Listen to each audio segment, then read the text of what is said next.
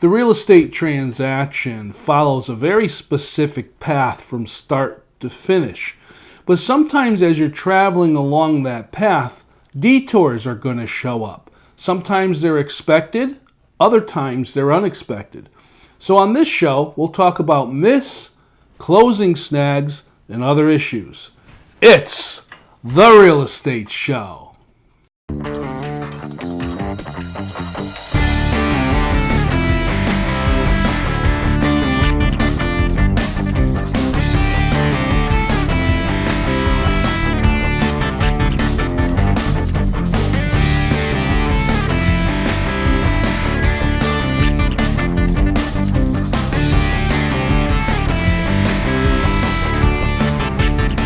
Welcome to The Real Estate Show. My name is Rick Naples, and welcome to the new viewers that are tuning in for the very first time. As a realtor, I've done a number of transactions concerning real estate for both buyers and for sellers. And I'd like to say every single one of them has been the same, but that's untrue. The fact is that every real estate transaction is a little bit different. Every home is different. Everybody's personalities are different. So although the transaction is designed to go from start to finish and certain steps need to be completed, sometimes there are detours that get involved. And a lot of times those detours can be the completely unexpected detours. So as a buyer or a seller, how do you prepare for those? Well, we've talked many times on the Real Estate Show about preparation. And it becomes the realtor's job in working with their buyer and seller to help them prepare for anything that might come up during the transaction. Now, these can be very simple things. For a buyer, it could be gathering information together in order to talk to a mortgage officer, get your pre-qualification in place, review your credit, get your dollars in place as far as what you may expect for closing costs, or what you might expect for a down payment requirement, and so on and so forth. And for a seller, it could be different preparations that need to be done as far as preparing the home for sale, whether that's fixing little items that need repair or just generally putting themselves in the position of getting ready to move when their home is sold. So although it's very predictable, although there is a path, sometimes you get these detours that are thrown in. And a lot of times the detours can't be foreseen. There are things that come up during the time that the transaction's going on that were quite unexpected. We're going to take a look at some closing snags, some unexpected closing snags on this show, and discuss a little bit on how those may be resolved. Let's take a look at this little presentation that I've put together that talks about closing snags, and I'll be back right after to discuss some more.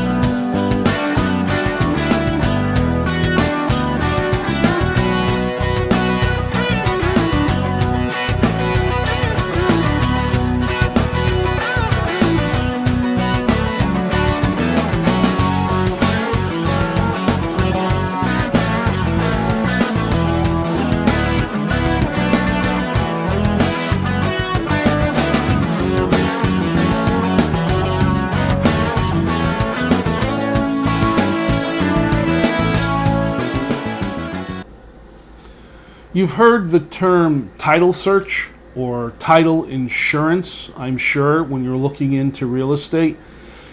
The title search or the title insurance is an extremely important part of your transaction. This is where we're going to investigate the history of the home.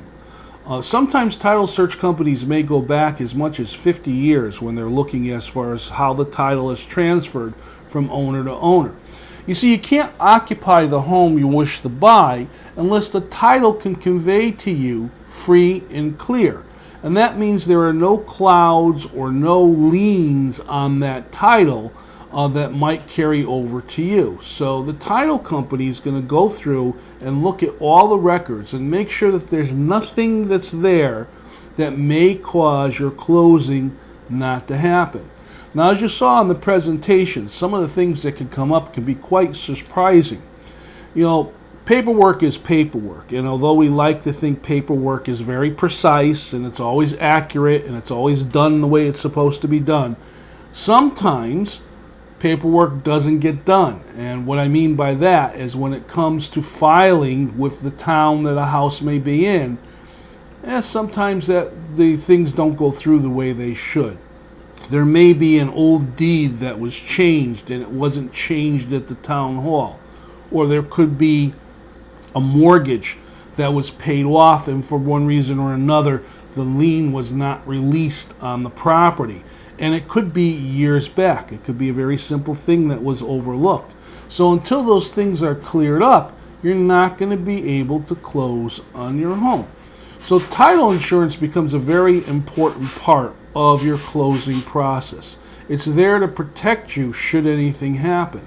Now, I've been in a situation where we've sold a home, closed on the home, the seller has moved into the house, they're living there, and a few months later, even a year or two later, something pops up that was unexpected and wasn't cleared before the closing.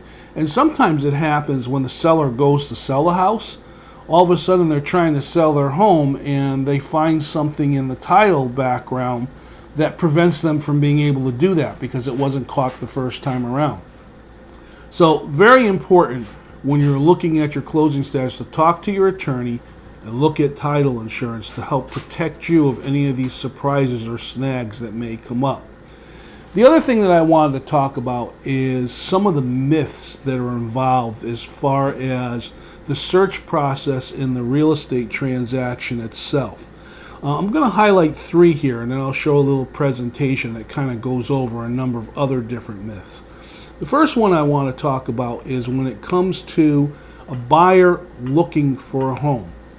We all dream.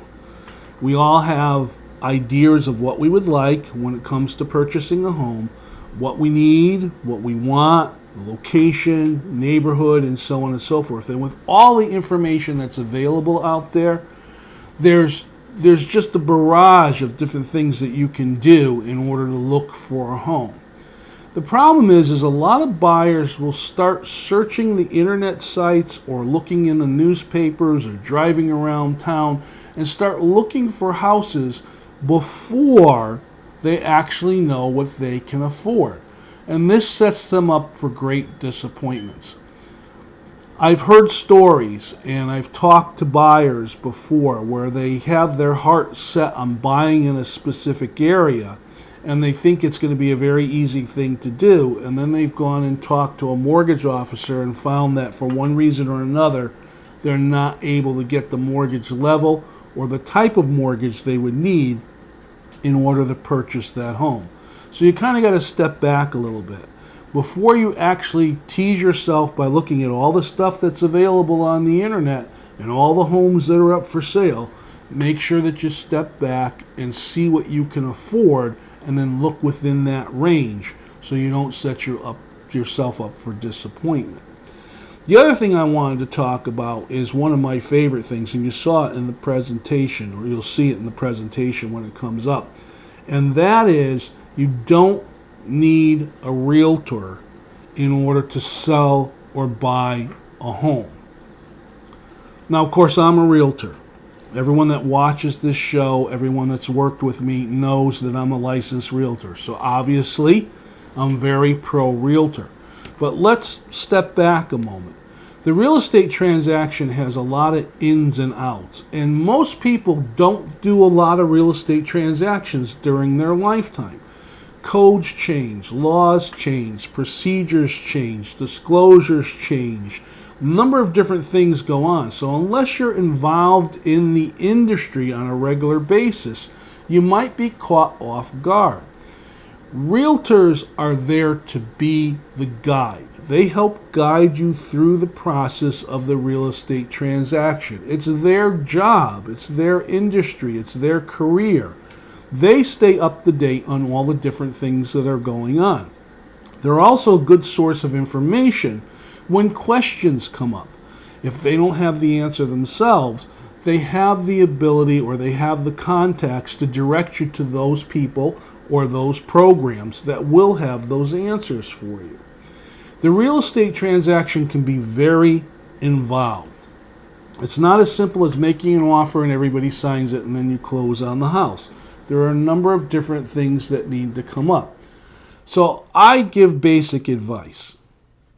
I recommend that if you're going to be involved in any kind of real estate transaction whatsoever, you work with a realtor. Why not bring the experience and the expertise into your efforts when you're looking to do a real estate transaction? It just makes common sense. The third thing I wanted to talk about is down payments. I've heard a lot of folks say that you can't buy a house unless you have 20 or 30% down payment. It would be a wonderful thing if you have 20% or 30%, or you can get a gift of money from a parent or a grandparent or whatever where you can meet that kind of down payment. That's a wonderful thing. But the reality is a lot of people are not able to come up with that kind of money for a down payment. There are programs, mortgage programs that are out there, which depending on your credit basis, will allow you to purchase a home with lesser amount of a down payment. Now, warning, the less you put down, the more you're going to finance. The more you're going to finance, the more interest you're going to pay over the term of the loan. So you want to sit down with your mortgage officer and you want to look at the types of programs that are available, what you qualify for, and what the down payment requirements are. Now, if you have 20 or 30% as a down payment, that's a great thing. But what I always say to buyers is don't look at putting the whole 20 or 30% down as a down payment. You want to hold a little bit of that money back. The reason for that is there's a thing called closing costs. You don't know what the actual closing costs are going to be on the particular property that you're buying until you start to get to that point. There's going to be tax balances. There's going to be different things that get involved as far as fees are concerned. You're going to have home inspection fees. There's an appraisal fee. There might be an mortgage application fee. We usually look at anywhere from 3 to 6% of the sales price of the house being about where the closing costs are going to fall.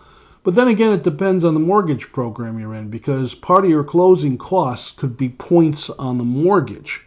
And those can change the whole scenario too. So you want to make sure you have those monies in reserve as far as the closing is concerned.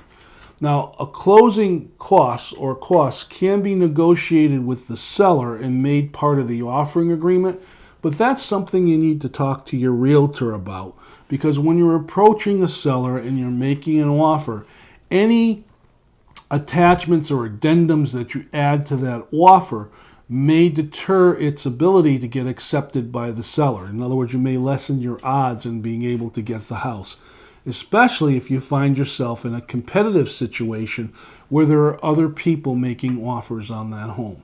So again, take a look at the whole scenario before you go diving in and throwing all your money in as a down payment. Talk to the people that are involved, your mortgage officer, your realtor, and so on and so forth. Let's sit back and watch this short little presentation, and I'll be back with some more commentary on the myths, closing snags, and other issues when it comes to real estate.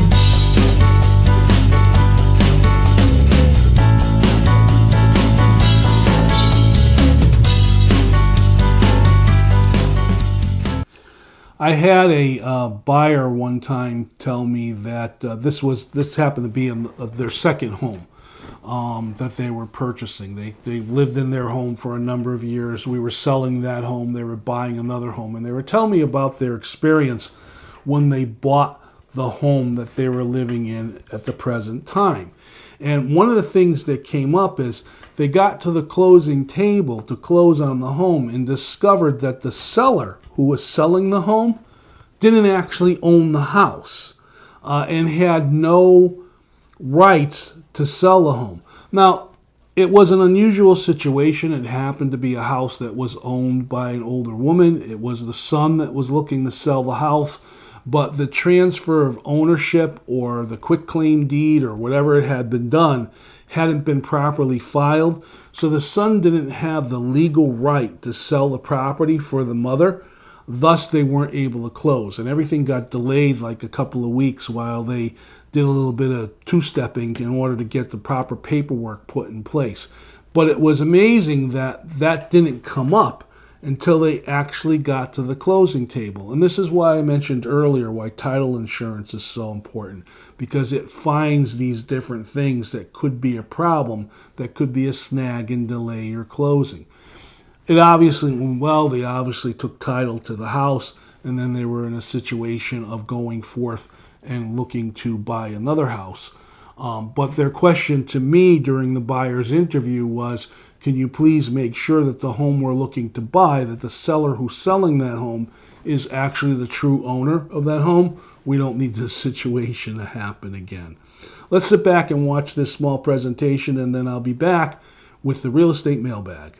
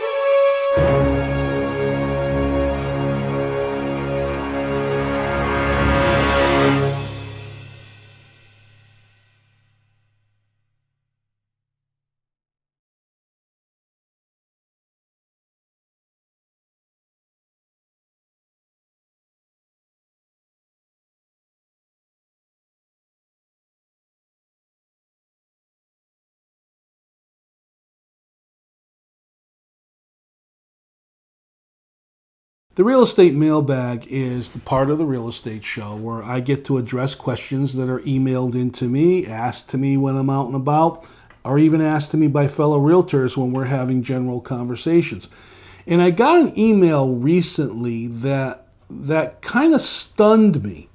Now, before I tell you what the email was, let's just kind of set this up a little bit. And I want to say that when someone is a realtor, they have that title. They can use that phrase, that trademark name, realtor, because they belong to the National Association of Real Estate, or the National Association of Realtors.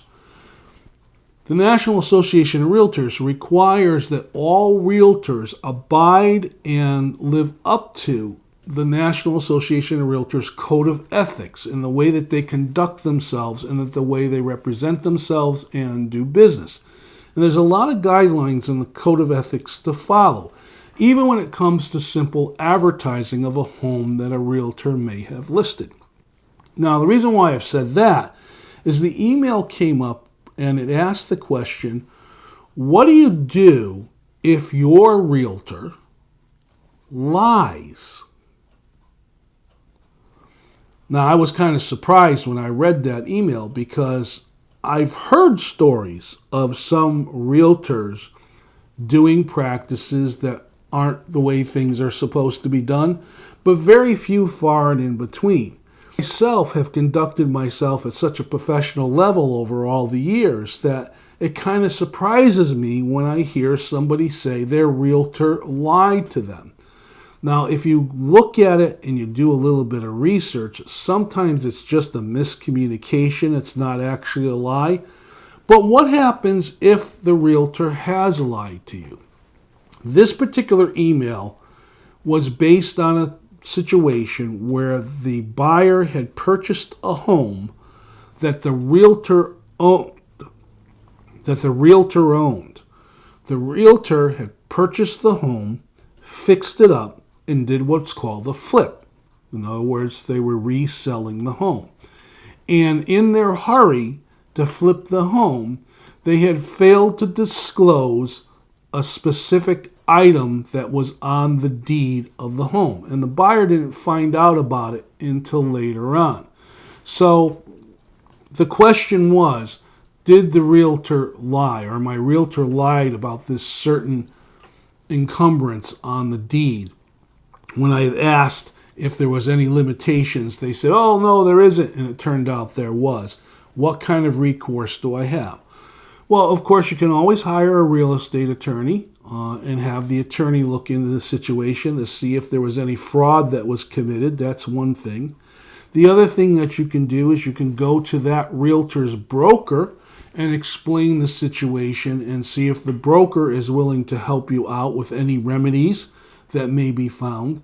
And the other thing that you can possibly do is all the realtors belong to associations, both on the state, national, and of course on the local level.